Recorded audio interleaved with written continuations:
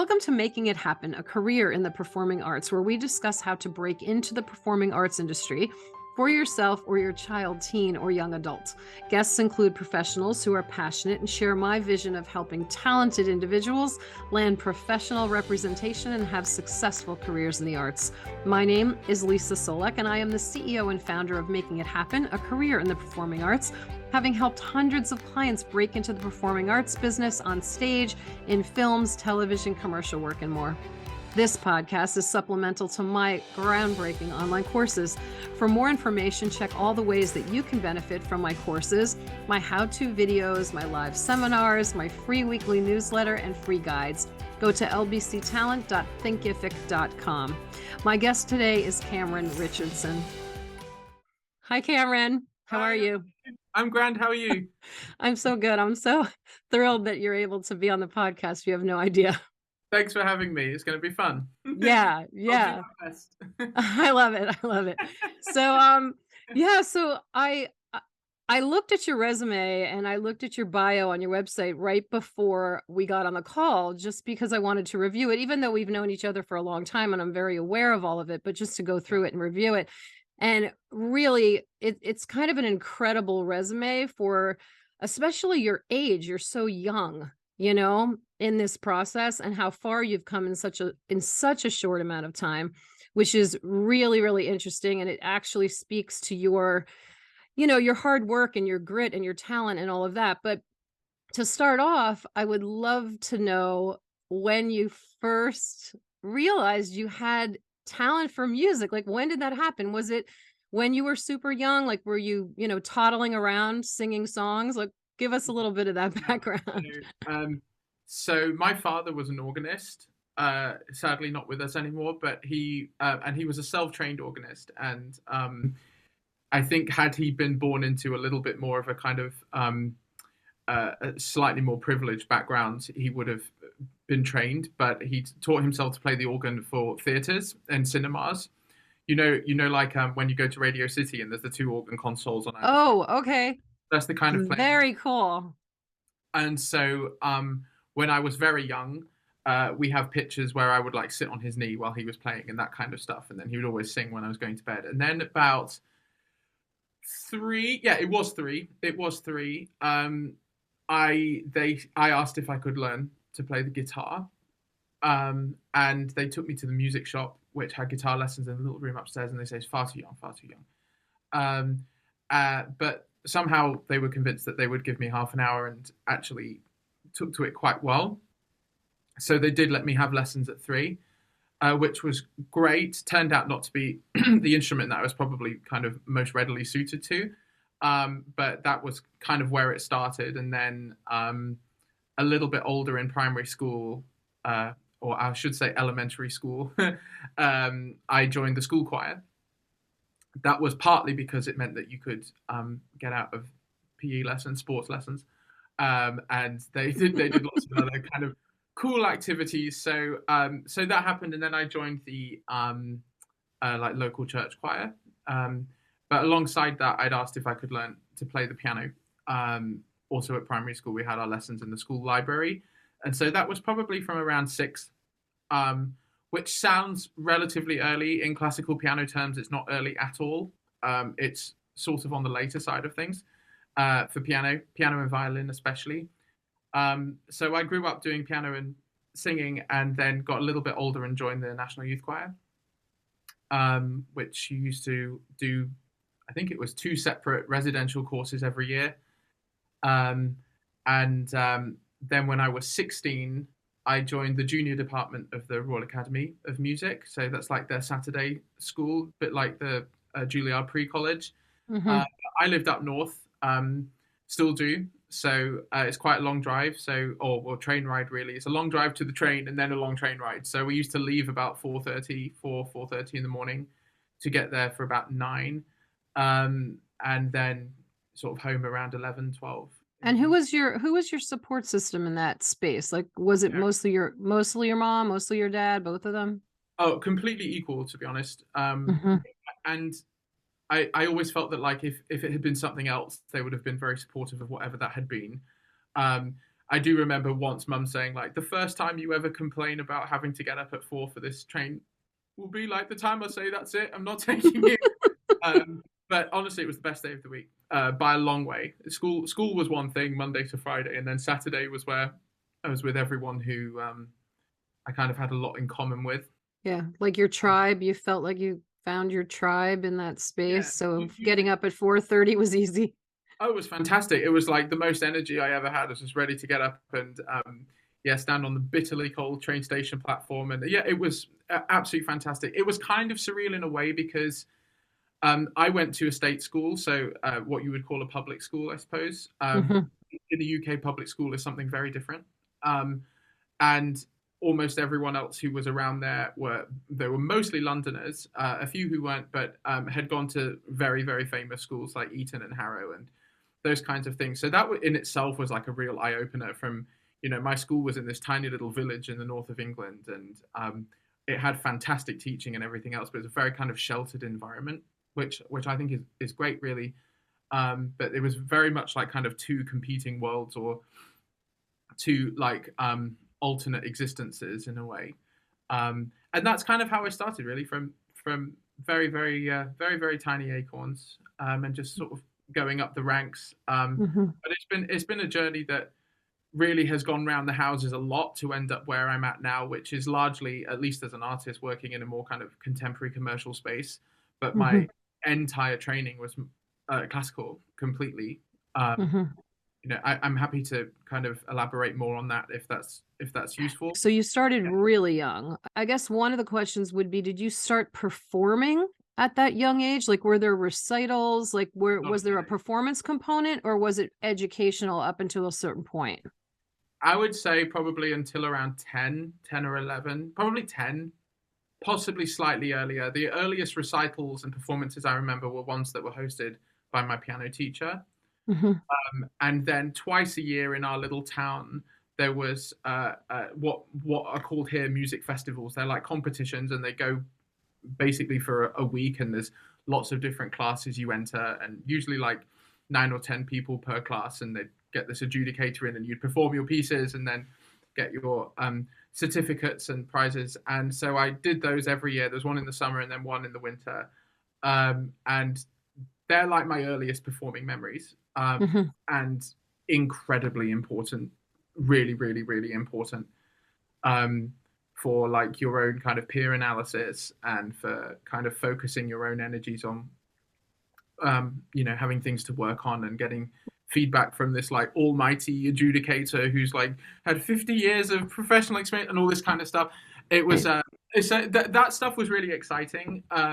Did that keep the fire lit for the educational piece of it, or for you, was it equated? I'm going to talk very specifically about the piano for 1 second because that's what I was focused on.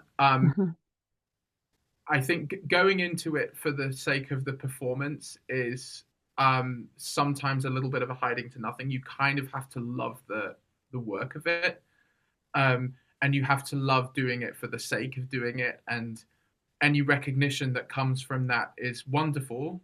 Um, but the point of it is that you're sharing an experience with people, and that's kind of when my, like, I used to get quite nervous, which is very normal, and then suddenly I had this kind of shift in my head of like, actually this is a huge privilege to congregate in a room with people and like create and kind of curate this experience. It's not really about me whatsoever. It's nothing to do with me, actually. All I'm there to do is kind of give voice to the work that someone else has written. And that's not the same for every single performance environment, but as a pianist, it absolutely is. So the joy was in like discovering the work. Um, there was a little bit of like teenage boy testosterone. I want to learn the hardest stuff I can, and the fastest pieces ever, and all of this, and everyone kind of has that, and that's great too. Um, but I loved practicing. So during those times where I was going down to London every week, during the week I'd start my piano practice at around 6 in the morning till about 7:30, and then go to school, and then come back and do at least another 4 hours in the evenings, because there's just something so life giving about it, and this kind of sense of achievement and having like done something tangible and going back the next week and saying I've learned the next 50 bars of this sonata or anything like that. It's just the work is the thing that is the fun part of it, you know. Yeah.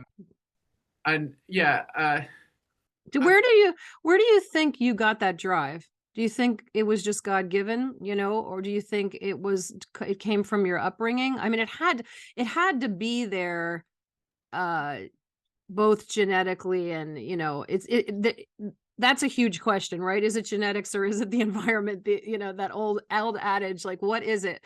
Because I have found from interviewing so many people that many of the ones that have been successful have found that they had the talent very early as well, between like 3 and 6.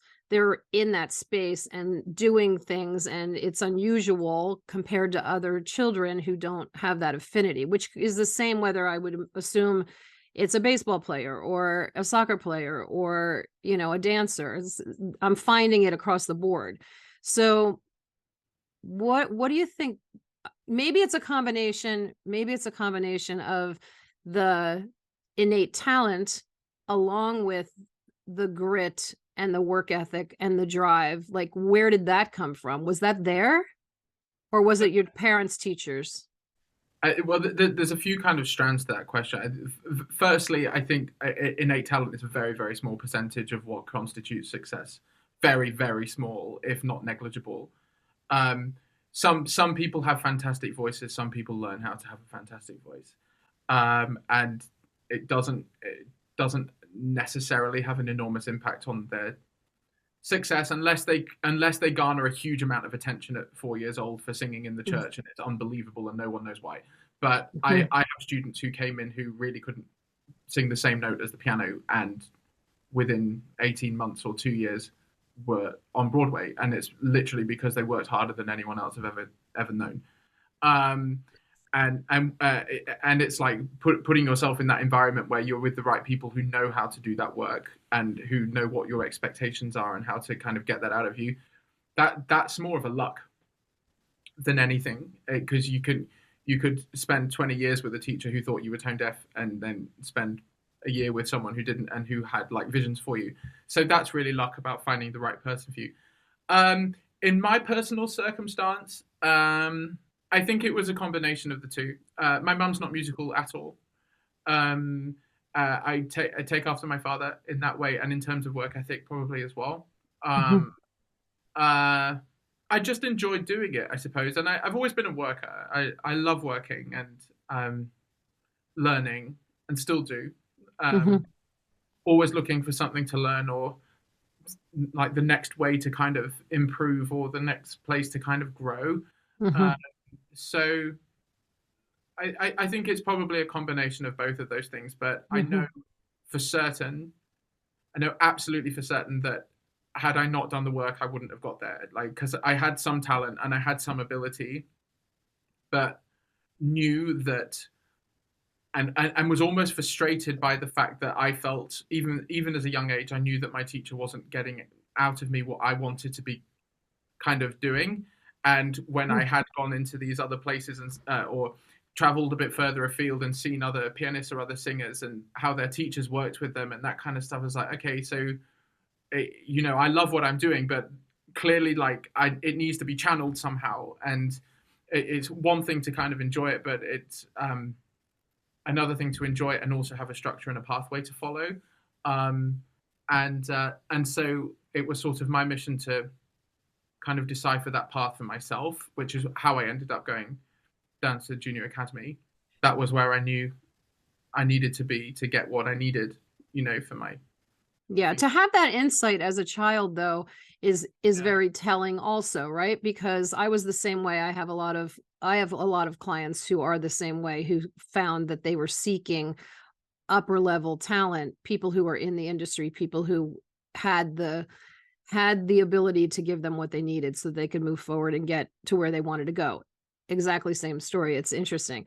So let's jump to high school, choices in regard to higher education? Because I feel like you have so many different degrees and certificates. I don't know, it would take the whole podcast to list them all. Um, you got anyone listening, you can look him up and find all this information. But maybe the choices, because as a parent, you look at a talented kid, you look at a child who has the work ethic and the grit and wants to do it all and is constantly seeking out and constantly practicing. What do they do next? And what did you do in that space? And why did you go there? Why did you end up there? Did you just happen to end up there, or was it a specific choice? So are you talking about high schools or I'm university? talking about high school, college, like kind of fill Okay. us in regard to that journey. So high school was a somewhat of a no-brainer, really. It was a highly academic school, extremely highly performing academic state school, and but it's what we call in the UK grammar school. So you take an exam, and then if you get in the something percentile, then you're offered a place in the school. Mm-hmm. And that exam is set by the county, and you get into various schools by. And then we have something called comprehensive schools, which are not selective.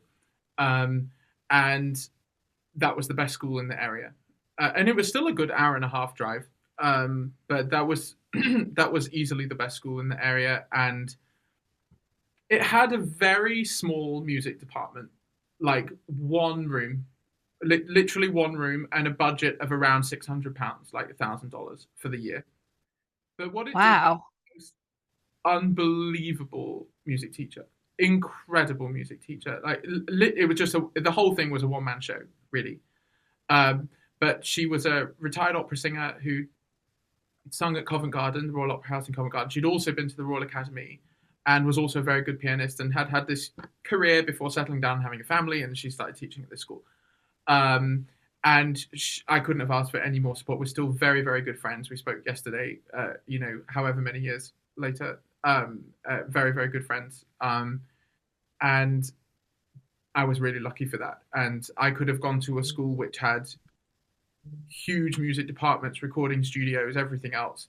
I have a lot of students who go to those types of schools, and they're genuinely no better for it, because those teachers are either not invested in the students, or they're there for their own reasons, or I don't know. It was just a kind of perfect environment for that. But that was somewhat kind of a happy coincidence, really. It was just I didn't wildly think too hard about the school I went to. It was just the best school that was kind of available, but a really good academic school. And then that goes up to 18, and my parents were relatively concerned about having like a performance-based degree as my undergraduate degree. And I can sort of see why. It's very hard and it's very unstable sometimes, and there's no guarantee that you'll make any money from it. And then it's so highly specialized that doing anything else would require retraining again. Yeah, that's a struggle that a lot of parents have, I think, in general. I think so, and I don't think it's entirely unfounded. It's a very hard career. So what I did, which I think worked really well for me, I did my undergrad at Cambridge University. And even though it was ostensibly a degree in music, so in the UK we specialize in a degree. You don't do like humanities or anything like that. You literally just go to do one subject. There's no kind of general education around it. So my degree was in music, but it's a very, very academic degree that is almost entirely theoretical. There was a little performance element in the last year, which was optional, but a lot of people went through that degree never really playing. Apart from interesting. Apart from having like they had to have keyboard skills, so they had to be able to harmonize stuff at the keyboard or transpose and that kind of stuff, but no performance element at all. And it was all theoretical. And so even if you didn't want to end up going into music, a lot of my friends did that and then did like law conversion courses and things like that and became barristers. And somewhere like Cambridge is more about teaching you kind of how far you can push your own brain rather than interesting. necessarily how in depth you can become as a musician. A lot of people do go and become musicians, but it's a kind of degree that easily opens a lot of different doors. Mhm. Um, so I did that, and I did want to become a musician. So after, well, I did my undergraduate degree, and at the same time, I was a choral scholar, which is like, so Cambridge is divided into lots of smaller colleges.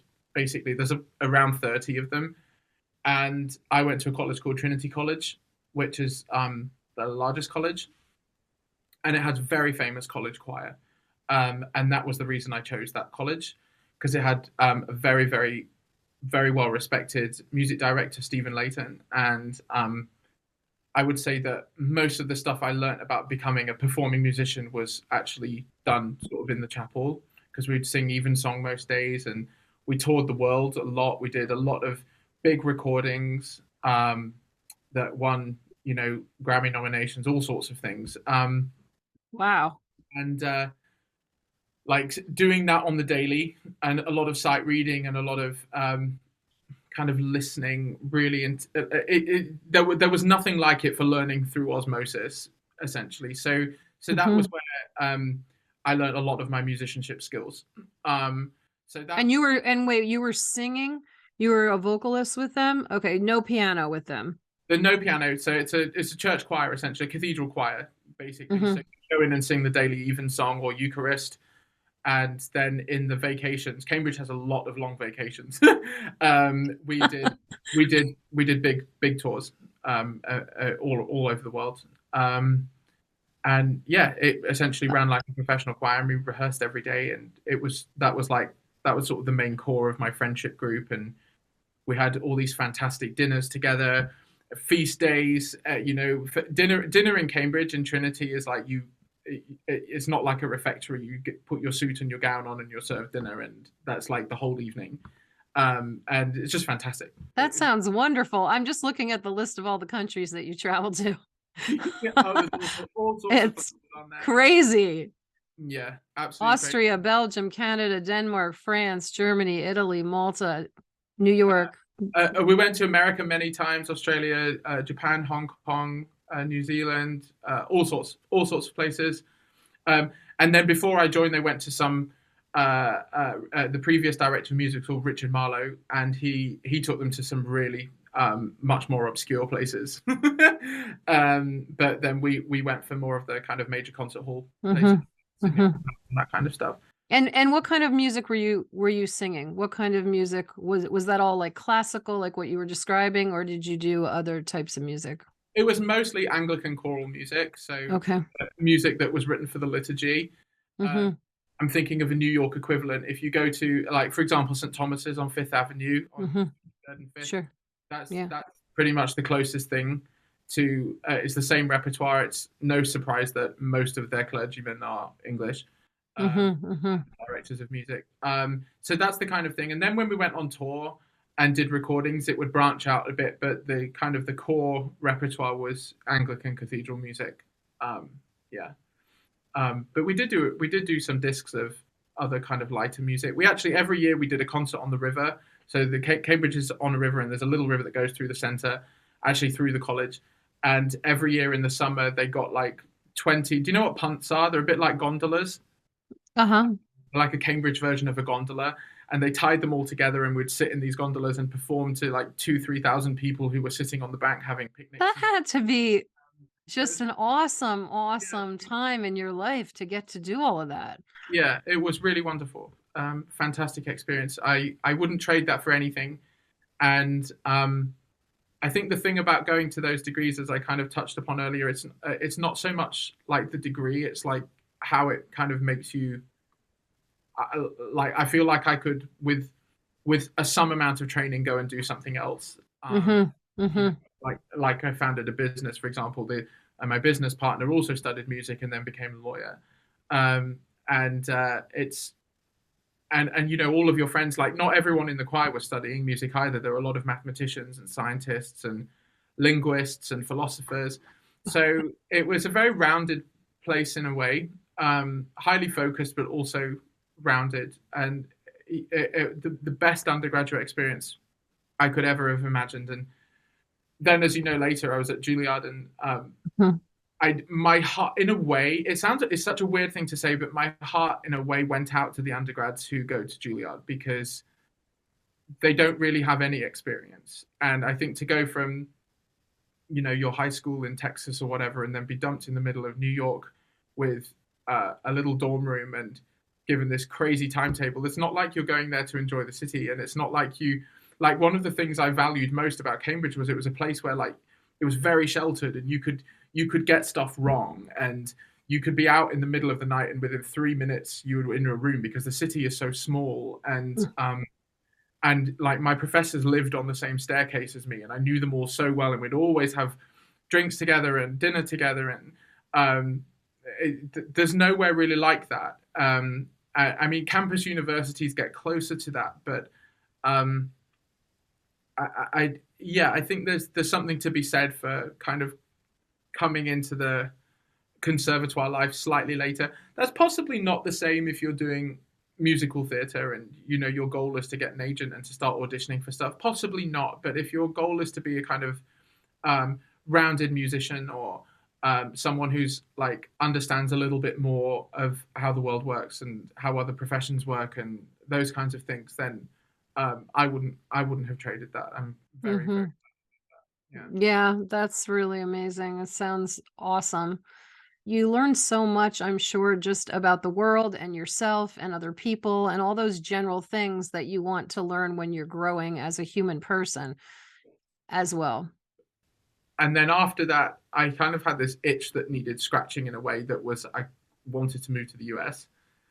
Um, and sort of see how things were done. And so I applied for Fulbright scholarship, which came on as a recommendation from a friend who had previously done one, or knew Mhm. someone who had done one. She said, "Why don't you apply for a Fulbright scholarship?" So I did, and and you have to specify the schools, and I applied to Juilliard also to do piano. Um, and so ended up actually doing a second master's degree. So I sort of did the same degree twice, and Juilliard has a rule that you can't do that. So what actually happened was I spoke to the academy and I said, so you can't give me a master's because then I can't go and do my master Juilliard. So they rewrote my certificate to say postgraduate certificate, and gave me a diploma of the Royal Academy of Music. So I have 2 degrees from the academy, but they're not called master's degrees because if Because you couldn't do two, because what you wanted to. yeah. So I went to Juilliard and did the Fulbright scholarship, which made life an Mhm. awful lot easier. Um, Mhm. and that's kind of what happened, really. And as you know, I ended up playing for thousands of voice lessons. I reckon I did the maths the other day. I think I probably played for about 3,000 voice lessons while I was During there. that time, during that time? Yeah, for all sorts of teachers, Broadway teachers, pop teachers, a lot of opera teachers, obviously, because it's an opera school. Mhm. Yeah. Um, and that's really how I ended up doing what I do, at least on the teaching side of things, because Mhm. I started coaching and people would come to me for like opinions. And because I'd played so much, I'd Mhm. be good at troubleshooting. Had done my own kind of training as a singer, obviously, in a classical way, but was kind of learning through doing all of these hours with other teachers that how like different values worked and different techniques worked for different genres, Sure. and really also how different like those genres work kind of industry wise, because they all have their own way of progressing through the careers. Uh, so that's kind of how I ended up coaching. During the journey that you just described, Yeah. how important was networking? Uh, How important was who you knew as you went through that process? uh, Fairly critical for a lot of it. Um, Not entirely, but for a lot of it. So I'll tell you a fun story. Um, so after I graduated from Cambridge, I actually was awarded what was called the Isaac Newton Scholarship, which was based on my results from my undergrad. And it required me to stay and do a master's at Cambridge. And so I started that master's and did 4 days of it. um, and couldn't really cope with it anymore. I'd sort of like I've done my years in the library now, and I really do want to be out playing now, and I kind of Mhm. like I've paid my dues and I know as much about music theory as anyone could ever hope to know. So I was like, I really can't do this anymore. I've had enough. And it was kind of misguided that I'd taken it probably. And so I knew from my time at the Junior Academy very well the principal of the school, of the entire Royal Academy. Mm-hmm. So there was a relatively panicked phone call in September, and I said, I've made a terrible mistake here. I really don't want to do this, and I'd really like to be playing. And he told me I could start on Monday. So that's how I ended up going to the academy. I never auditioned. I knew the principal and I knew the head of my department, and I'd worked with them, and they knew my playing, obviously. And so that was very much a kind of personal relationship thing. Mm-hmm. And there, I see a lot with, well, firstly, like on a kind of more theoretical basis about networking. Let's put it this way. Let's say I'm a violinist and I've been asked to go on a tour for 3 months. And I need to find a pianist to appear in recital with me for 40 concerts. There's a lot of people who can do the job, but I would want to be with the person who, after it, I want to go and sit in the hotel bar with and have a drink with. And I want to sit with them on the aeroplane, and I want to have another time with them. And that is so unbelievably important. And that's what I see, like, a lot of the time, people who do well and people who don't do well is because people want to spend time with them. Or, you know, and it could be, I know people who are conductors and they will deliberately hire a vocal soloist in front of the symphony orchestra who is not the best vocal soloist they know, but they know that they'll be there and they know that they won't do it wrong. And whereas the person who might do it wrong could do an unbelievable performance and then not turn up for 3 weeks. So it's not so much like in a cynical way networking is really important, because I feel like people very quickly think, oh, you know, it's not about how good you are, or, you know, this person has networked their way. So it's, at the end of the day, the industry is created by human beings, and people need to have confidence in the people they're working with, and they want to enjoy the time that they spend with them. You know, I mean, I'm quite selective about the people I teach, and I almost never teach them based on how good they are. I teach them on, I want to give an hour of my life to this person? And that's my criteria, because I can make anyone sound good, but I can't like get my head around if I don't like them, or if they're rude to me, or if the parents are rude to me. I sort of don't really need that, you know? Mm-hmm. So that's kind of where I come from networking. The other thing that's really important about networking is that when you audition for something, there are people who that's the first time the panel's ever heard them. And there are people who the panel heard them a year ago and they know how much they've grown in that year. Or it's just kind of inevitable. They know the backstory of that person. So you could have 2 people apply to Juilliard and they're both fantastic and both equally deserving of a place. But one of them has been studying privately with that teacher from Juilliard for the last year. And that teacher knows how they will cope in the course. That teacher knows that a year ago they were nothing like they are now. And so it's like putting your like your assets into stocks in a way. It's so much about your confidence in that person and how likely they are to kind of deliver a return on your investment. Mm-hmm. So it's not that you can't be. It's not that you can sort of play anything and network your way through it. You have to be able to do the job. But once you get over a certain level, it's there's a lot more to that story, you know. As we all know, there are people on Broadway who we can't believe that they got there, and some people who never got there who ought to have done, and there's always reasons for that, you know. Yeah, absolutely. I agree totally with all of that. Yeah. And it's how you are in the room, you know, it's how you are when you network. There's ways of doing it that are very specific, and, you know, you have to be yourself and you have to be real, and exactly what you said about showing up and doing the work and being prepared. All of those things are a huge factor in how people move through the industry. In my space, the Broadway space, the film and TV space, it definitely is a big, big part of that. Absolutely. huge. I had a student, and this is no word of a lie. So she was an extra in a film, and the reason that she gained equity was because she was the only one out of the children um, who went to the dressing rooms and folded up all her clothes and put them back on the hangers. And There they you said, go. "We like you. We want to work with you."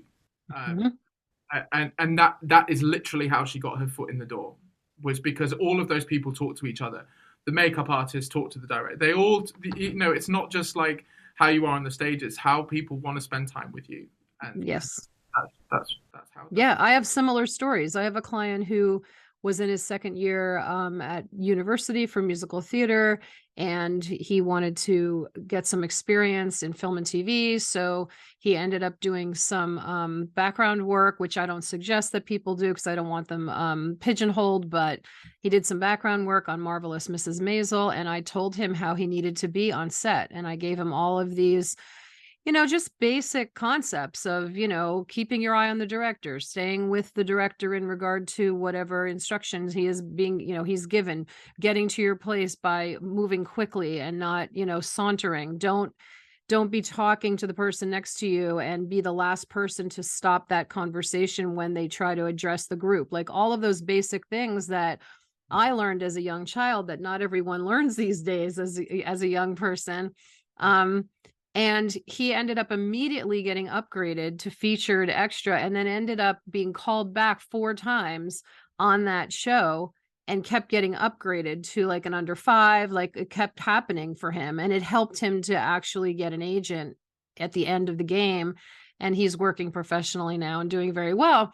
But that's all part of it too, so I think we're all on that same page, and I'm so glad that you brought that up because I don't think that everybody really realizes that there are people. I have stories about people who did the out of town of a Broadway show, and then because of their attitude and their behavior, they during rehearsals they didn't get rehired, and they didn't know why. Yeah. And that's all exactly what you're saying. People want to work with kind, appropriate, hardworking people who are going to be fun to be with and who are going to be goal oriented, toward the same goal that the project, specific to the project. Yeah, and just like that last reiteration, a lot of it is about trust as well. It's incredibly important. Um, and if that person who's doing the job kind of gives off the aura that they know exactly what they're doing, it makes everybody in the room feel at ease. There are some directors who have fantastic ideas but don't have like that kind of confidence around them or whatever to kind of make everybody go with their ideas, and I found that in choral settings too.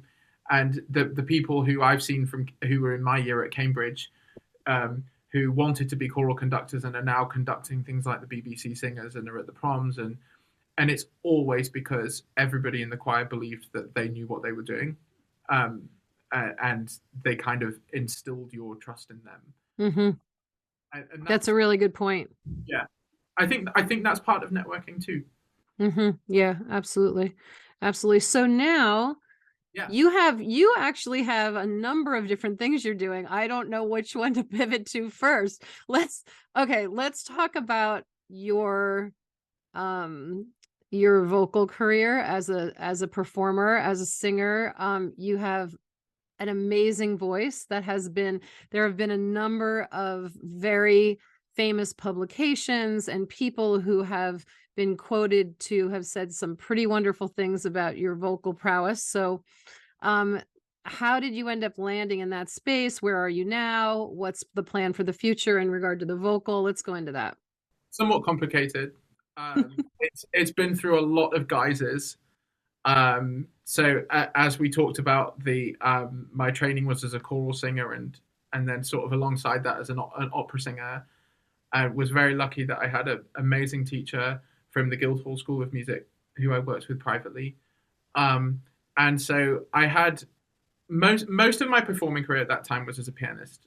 That I had performed in some operas, but never really had the interest in kind of being in opera and kind of dressing up and all of that kind of stuff. It's also the reason I've never tried to go onto Broadway. I don't think it would suit me, because I don't like the things that kind of take my attention away from the music in a way. And so I had this career as a pianist, and then alongside it was training as a classical singer. And that was kind of how it was for many years. And as a classical singer, I'd performed on a number of recordings. I think one of the quotes that you're referring to is from the LA Times, Los Angeles Times. So that was for an album I did with a choir, a Christmas album, basically, and they brought me in to record the solo line for an arrangement of In the Bleak Midwinter. So very, very cool, very classical. And did a lot of stuff like that, and I did a lot of session singing. So I got into the kind of Abbey Road crowd. So Abbey Road, as you'll know, is a very, very famous recording studio in North London, and it's also where most Hollywood films have their soundtracks recorded. Just FYI. And Interesting. The reason for that is kind of surrounding how royalties work in the UK. So I did a lot of work with a group called London Voices, and they did all sorts of films, from the Harry Potter films, Lord of the Rings films, Kung Fu Panda, Fantastic Beasts, all sorts of weird. And then we would do like what were called library sessions, where you would be given like a folder of music, would sing through the whole thing, and it would be things like Magical Woods #1, Magical Woods #2, and you'd have a click track in your ear, and you would sing oohs and ahs as were written on the sheet, all sight read. So I kind of got into that space as well, was doing that. This was all while I was a postgrad student at the Academy in piano. And then Juilliard happened, and that was mostly as a kind of coach and a pianist. And I knew that I really wanted to explore a more contemporary commercial, CCM, contemporary commercial music side in my voice. And that was something that I hadn't learned, because my training had been so classical. So I actually enlisted the help of my own teachers, 3 of them, amazing, who were coaching for The Voice, the UK version of The Voice. And so kind of made a project of learning how to sound like a pop singer. And that's been my project for the last like 2 or 3 years, basically, has been, well, it started as a covers project. So I took well-known songs and completely rewrote them and teamed up with a producer, and we made these kind of symphonic or cinematic reimaginations of things like Chasing Cars and Bridge Over Troubled Water. And we've just written a huge version of Oh Holy Night, which is about 11 minutes long, and for about 90-piece orchestra, and which we just recorded in Cheltenham. And that's been like, in the performance side, that's kind of how I've been focusing myself. Kind of stepped out of the piano playing career. That was a deliberate thing that happened at the beginning of COVID, because before COVID, most of my income and most of my diary was filled with playing concerts for opera singers in Europe and in America, almost every week between the 2 continents. And when all of that kind of got cancelled, I realized that I wasn't missing it as much as my friends were. And they went through this phase of like doing, Facebook Live concerts and all this. And I was just like, for some reason, I'm not feeling the need to be doing that. I'm kind of enjoying not playing. So I deliberately took a step back from that career, which had been great. There'd been Carnegie Halls and Lincoln Centres and the BBC Proms and all sorts of things. And it had kind of run its course. So as I said, now I'm writing this kind of much more contemporary stuff, which I record either here or at a studio up the road. And we're just moving into that being put into sync libraries. So I made arrangements with 2 sync firms or publishing firms. So those things will be used in like movies and TV series that are coming out and that kind of stuff. So I love doing the covers. It's really, really good fun. And it's like kind of comes in a nice full circle, really, because it takes everything that I learned at Cambridge and everything I learned as a pianist and everything I learned as a classical musician and then as a pop musician, and it kind of makes this weird fusion that somehow works of all of these different elements coming together. And then more recently have started doing some original material. And I wouldn't pretend that I was a really good original songwriter. So I have people who I'm co-writing with. None of that's yet been released. But a lot of the other stuff has. It's under the name Cameron Owen rather than Cameron Richardson on Spotify or Apple Music or whatever. It's under Cameron Owen. And I sort of deliberately kept those two things separate. So the teaching is done under my full name, and then the performance stuff is done under a different name.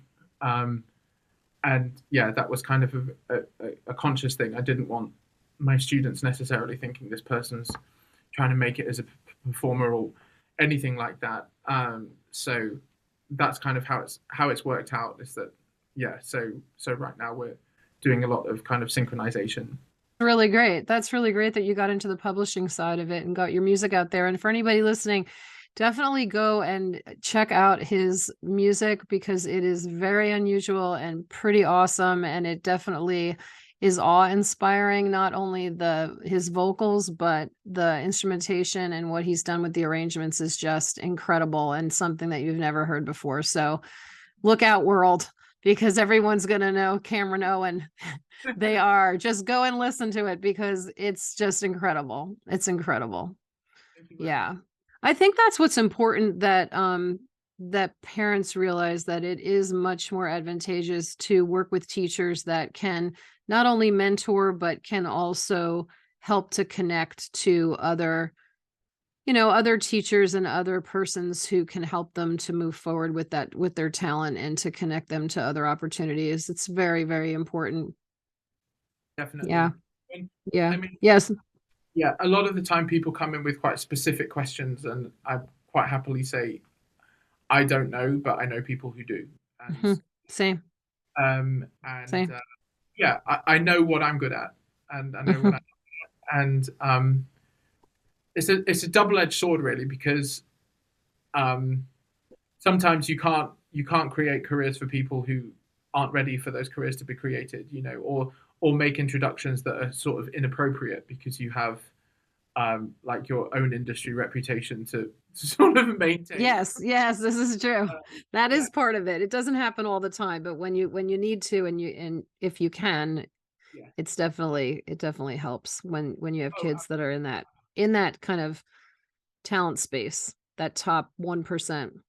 That's the thing. That's absolutely true. And it's one of the things that, like, having looked back on my own childhood, is like a little bit of a frustration.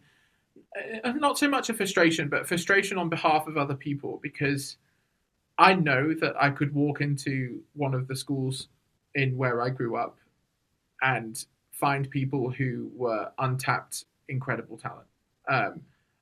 Like, statistically, that is just highly likely. Who will never in their whole life have someone who says, you should be doing this. And even if they did, and they've been studying with their teacher in their little town for 15 years, were never in a position where anything could come of it. And all of these stories of, so-and-so was discovered on YouTube, Justin Bieber was discovered on YouTube, Ariana Grande was discovered on it, they're simply untrue. And they make very interesting kind of headlines and clickbait and that kind of stuff. But yes, in all of those situations, those people had structures put together with lawyers and publishers and everything else. It was all there so that when someone put a candle to the newspaper or whatever, and it all exploded, it was all like in a place for that to happen. Yes. And that's one of, like, my biggest frustrations is people who are hugely gifted and not in the right environment for their gift to do anything. And sometimes that's money. More often it's about geography and where they live. So, if you're born in New York or in LA, the pathway for you to go to the right teachers is relatively straightforward. If you live in Iowa, it's much harder. And that's sort of why I set up the school that I have now, which is a vocal school where I didn't really have time to take more students on, so I hired other teachers, and we now have 2,000 students, 2,100 and something students when I last looked. was because the internet sort of changed that and is changing that. And while there are some agencies who will only look at you if you live in the tri-state area or whatever, um, there's now like the option of you having an incredible world-class teacher, even if you live 6,000 miles away from them. So so as I said, the school was something that largely was born out of demand. It became formalized during COVID when I went into a business partnership with a friend of mine from Cambridge. It's called thevocalcoaches.com, thevocalcoaches.com. And it essentially was like a place where people could come in with their ambitions, and we would give them a route to kind of realize them. And so I hired a teach one of the first people at the teachers I hired. One of them was one of the coaches for The Voice, and she teaches some very, very, very high profile pop singers, pop and R&B singers, and she specifically teaches pop and R&B singers. And then I hired so West End, so like London's version of Broadway. I hired a girl who had been in Wicked, Phantom, and Les Miserables, all three of them. And her husband was Miss Trunchbull in Matilda, also on the West End. And I hired her, and she was also teaching at one of the top performing arts schools in the UK. And so she took all the people who came who said they wanted to sing musical theatre. And then I hired another friend who had been to the Guildhall School of Music for the people who wanted to sing opera. And it was basically like, when you're at school and you're given the school voice teacher, you're kind of given the school voice teacher, and you can't go in there and say, oh, I want to be an R&B singer, when that person's education has been in church choir. Absolutely. Yeah. And so that was one of the things that it kind of sought to address was people being put on that right pathway from very young. So after that, we did get quite a few young students. So I hired a friend who was on the faculty of the National Youth Choir, and she was like an expert in teaching early years voices. Incredibly good, way better than I could ever be at it. And every person who is on that faculty has like their own unique thing that they bring. And so now we get quite a lot of applications every day, and one of my jobs is to sift through those applications and listen to all of their recordings. And sometimes I'll meet with them, and sometimes I don't need to. I know who they should go to, and they get put with the person who's actually appropriate for what they want to do. And that wasn't available to me, and hadn't been available to a lot of people. So I think it's quite a good little setup, really. Yeah, I think that's incredible and fantastic that you were able to. Well, you have clients, you have students from all over the world now. Yeah, so around about 45 countries, and we actually won the International Trade Award at the Northern Business Awards last year for that reason. It's headquartered in London. Some of our teachers live in America, some live in the UK. But yeah, we have a lot of students from all over the world, and some people who are extremely successful, which has been very, very nice. And from the other side of it as well, it helped during COVID. A lot of people teachers who needed to pay rent and their performances had been cancelled and the West End shut down and all of that kind of stuff. Yeah. It's not showed any signs that it was kind of a beneficiary of COVID in a way. It actually continues to grow exponentially all the time. Yeah. The biggest challenge I have now is finding teachers who kind of fit what I'm looking for. Are you presently looking to add more teachers to the staff? Always. But they have to I always have in my head what I'm looking for from the person I'm going to add, because it's always based on if someone comes in or several people come in and the need. Yeah. So we get people writing almost every day asking to teach for us, and as of yet we haven't agreed to do that for anybody. It's always been either people who I knew originally or recommendations. So yeah. Yeah, yeah, there I go. There you go. I was gonna say it sounds like it's people that you know and it's your friends and people you trust and people who are gonna show up and people who work, just all the things that we mentioned earlier, really. And it's people whose teaching I know and who have proven track records with really good students. And Hmm. so it wasn't just that, for example, X teacher had been in those shows, but it was that she'd also had a number of students who had also then successfully landed West End Of roles. course, of course. So if someone wants to connect to the school, what is that process? Can you kind of give us a little bit of insight there so that they know where to go and what their expectation is? Yeah, it's really straightforward, really. So it's thevocalcoaches.com. That's all it is. And there is a form at the top of the page called Learn With Us. And so you click on that and it will just ask you for a little bit of information. And then there's a box for you to put in recordings of yourself and what your past experience has been, or anything that you feel I ought to know um, in order to kind of pair you with the right teacher for what you're looking for. So it's really, really straightforward. You don't pay to apply or anything like that. It's yeah, it's Oh, just, that's good to know. Hmm. yeah.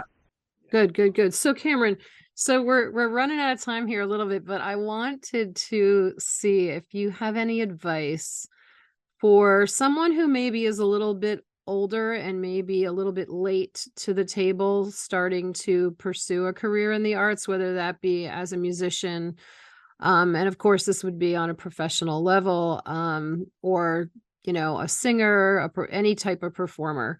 Do you have any advice for someone who is maybe starting out at 18, 19, 20, or they've just arrived in London and they want to, be auditioning for shows on the West End, or they just arrived to New York and they want to be auditioning for Broadway and they don't know what to do next?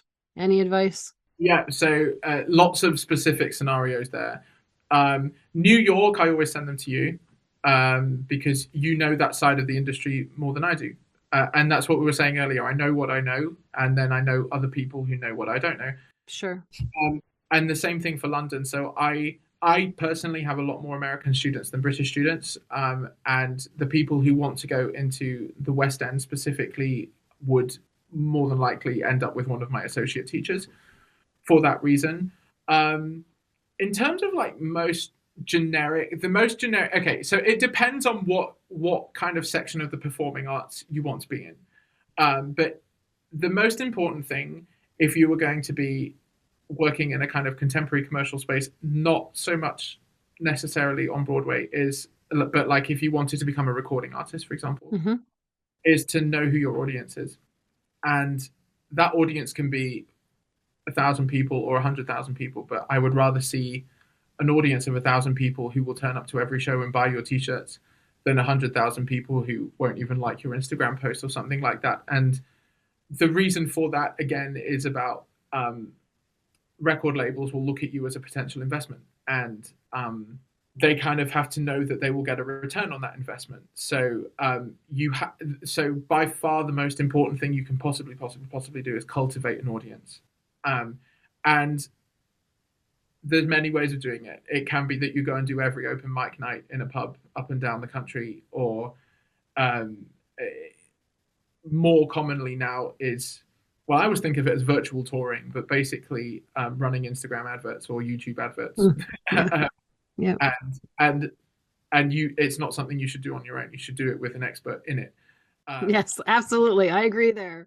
yeah, Totally. Hmm. and you just measure your cost per conversion. So you say, so for X number of pounds that I spent on this advert on Instagram, that turned into X number of Spotify subscribers, or that kind of thing. And cultivating that audience so that when you march into an A&R office or you send their disc off, more than them listening to the music, they say, okay, here's his fan base. Hmm. Uh, that's by a long way the most important thing industry wise. Um, in terms of like musically, that's obviously very highly specific to whatever individual um, problems present. So I don't know how kind of helpful I could be with some Do you have specific scenarios in mind? So that's like someone wants to become a pop singer or It's great because it's so true. I mean, I've got my own clients too, as you know, with the music industry, and that's the first thing. You need to determine who your market is. Who's your market demographic? You got to figure it out. Yeah, that's a big part of it. But yeah, I mean, I do have quite a lot of young adults who are in college or they've just graduated and they just don't know where to turn. They don't know what to do next. They don't know how to find their way. And in their mind they want to be a Broadway performer. They want to be a pop singer. So obviously that's great advice that you just gave. And so, I guess it's all about, for me, I think that it's all about um getting with the right instructors, getting connected to the right network, being with the people who do what you want to do, like connecting to them, like moving to New York and being in that space and being able to, as you said earlier, get coffee with friends that you met at an audition the day before. Like you have to find your way. You have to put in the effort. No one's going to walk up to you on the street and say, come in here and audition for a lead in, the next Broadway show. You have to learn how the industry works and what the processes are. And there's not a lot of that information isn't out there unless you live in that space. Exactly. Or you've been born into that space. So how do you break that bubble? How do you find your way? So I just thought maybe you had some advice for, someone in that situation. Having your assets lined up and a very strong reel that is professionally recorded, and there are certain agencies that will accept submissions and a lot that won't, and creating those lists and like targeting them in a kind of systematic way, and working through them is very important. We've done that quite a lot. We've shared clients who have done that and come out with an agent and who are auditioning. The other nice thing about New York and London is that people take elevators, and they don't in LA. You drive to the sad little shed where you do your recording, and then you drive away again. And whereas in London, you all get on the tube together. I mean, it wasn't yesterday, last week. I was, oddly enough, presenting an award at the Music Producers Guild Awards, which was in London. And some really awesome people who were also presenting, like Peter Gabriel, who I've loved forever. Oh, I love him. But what actually happened was I was talking with my manager on the escalator up from the underground, from the tube, and someone behind was like, "Are you going to the Music Guild Awards?" And it's like, "Yes, we are." And so in the 10 minutes that took us to walk from the station to the venue, I knew all about this guy. He knew all about me. We'd swapped business cards, and that was just completely serendipitous. If I'd have driven there and walked straight in and done my job, then you would never have any of that kind of human interaction. And it was the same when we came out. We went back onto the tube, and this person next to me on the couch, "You've just been at the Producer Guild Award, haven't you?" And I can't. Yeah, you can't really do that on email or on Zoom. Unfortunately, you can get the information, and you can get fantastic teaching, but there's something about kind of being there which is very scary. If you come out of college and you don't have a job, and you've got to kind of get the funds together to to kind of pay rent in New York and live in New York and pay the bills in New York, it's very bewildering. Mm-hmm. And it's very scary when you look at how many colleges are essentially, maybe without even putting it into words, are promising careers on Broadway. Yes. When they're simply that they're just way more people than there are jobs.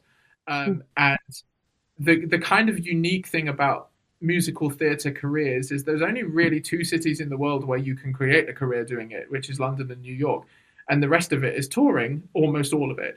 Not entirely, but mostly. I mean, Japan has a nice scene and everything else, but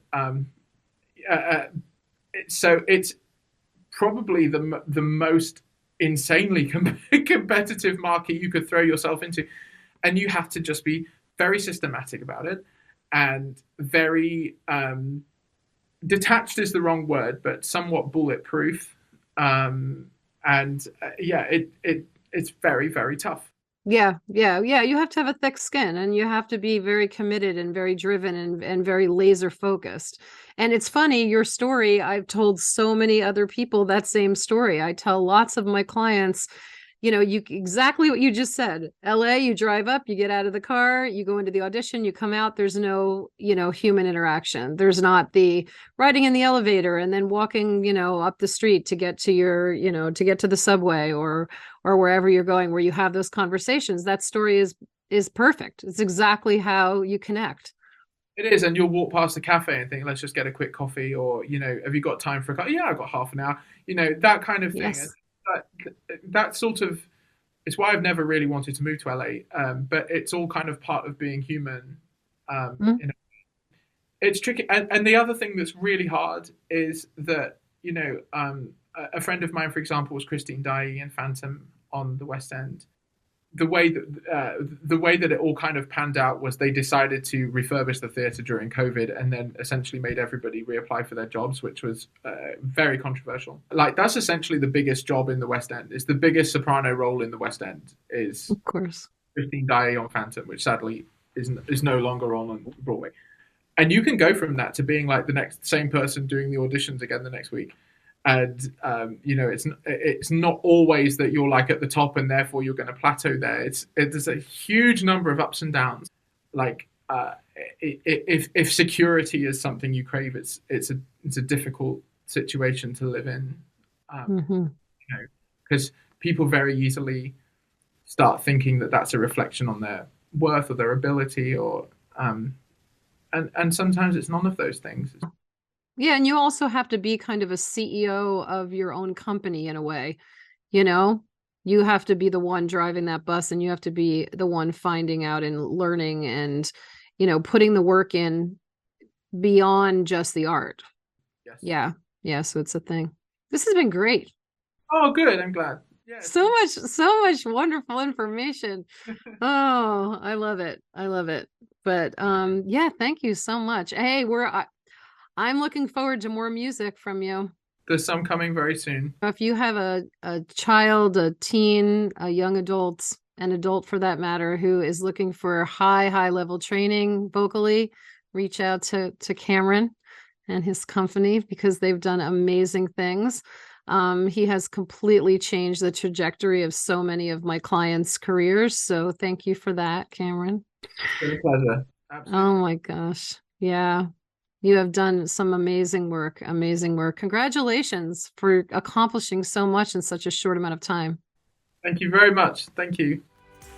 If you'd like to connect with Cameron and continue to follow his professional journey, follow him on Instagram at Cameron O. Richardson, and join me Sundays at 8 p.m. Eastern. Need more information, visit lbctalent.com and follow me on socials at LisaSolak_LBCTalent. By sharing our stories, we can help other talented individuals land the career of their dreams. If you enjoy this podcast, please like and subscribe below.